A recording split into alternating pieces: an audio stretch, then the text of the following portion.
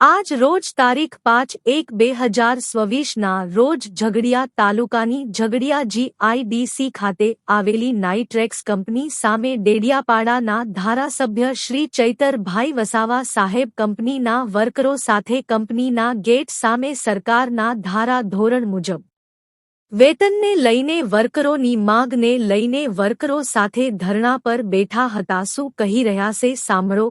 CID trust news Bharuch Gujarat. Bureau chief Mahesh Vasava. આજે Nitrex chemical India limited કંપનીના gate પર 100 આ કંપનીના વર્કરો સાથે અમે ધરણા પર બેઠા છે।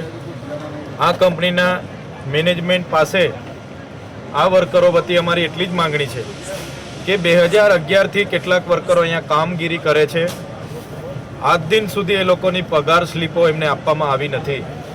એ જ પ્રકારે એક બાજુ વર્કરોમાંથી PF કપાય છે, પણ કંપનીનું PF કપાય છે કે કેમ, અને કપાય છે તો એની કોઈ પણ જાતની PF બુક આ લોકોને આપવામાં આવી નથી। એ જ પ્રકારે આ લોકો જે પણ વર્કરો છે આજે 12-13 વર્ષથી અહીંયા કામ કરે છે। 100 ટનનું પ્રોડક્શન હતું એને 1200 ટન સુધી આ જ વર્કરોએ પહોંચાડ્યું છે। આ કંપની બીજો પ્લાન્ટ પણ અહીંયા નાખી રહી છે। આટલો બધો વકરો કરતા હોવા છતાં આ તમામ વર્કરોને આજે પણ શ્રમિક તરીકે મિનિમમ વેજીસ પ્રમાણે જ એમનો પગાર ચૂકવવામાં આવે છે। કોઈ પણ વર્કરને અત્યાર સુધી ઇન્ક્રીમેન્ટ આપવામાં આવતું નથી।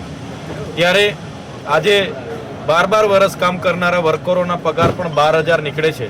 ત્યારે અમે કંપની પર બે જ માંગણી અમે કરી છે કે જે કંપનીના કામદારો છે એમને કોન્ટ્રાક્ટર દ્વારા જે કામ કરવામાં આવે છે એની જગ્યાએ જે લોકોને 3 વર્ષ પૂરા થયા છે એમને ડાયરેક્ટ કંપની એમ્પ્લોય બનાવવામાં આવે અને કંપની દ્વારા ડાયરેક્ટ એમની સાથે પગાર સ્લીપનું, PF બુકનું, મેડિક્લેમ્પનું બધું કંપની દ્વારા એમના પર સાથે સીધું કરવામાં આવે એવી અમારી માંગણી છે। બીજી કે જે વર્કરો 3 વર્ષથી લઈને 5 વર્ષ સુધી કંપનીમાં છે, કેટલાક 5 વર્ષથી 10 વર્ષ સુધીના કંપનીમાં છે, કેટલાક 10 વર્ષથી ઉપર સુધી આ કંપનીમાં એમણે કામ કર્યું છે, ત્યારે એમના ઇન્ક્રીમેન્ટ પ્રમાણે સરકારના ધારાધોરણો મુજબ એમના પગાર ધોરણ વધારો કરવામાં આવે એવી અમારી માંગણી છે।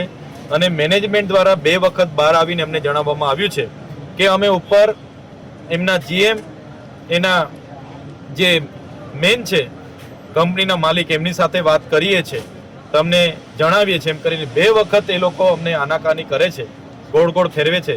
ત્યારે અમે અહીંયા ધરણા પર બેઠા છે। જ્યાં સુધી આ કામદારોને ન્યાય નહીં મળશે, એ 2 દિવસ હશે, 5 દિવસ હશે કે મહિનો હશે, અમે બધા જ લોકો અહીંયા બેસવાના છે અને ધરણા અમારા કાર્યક્રમો ચાલુ રહેશે।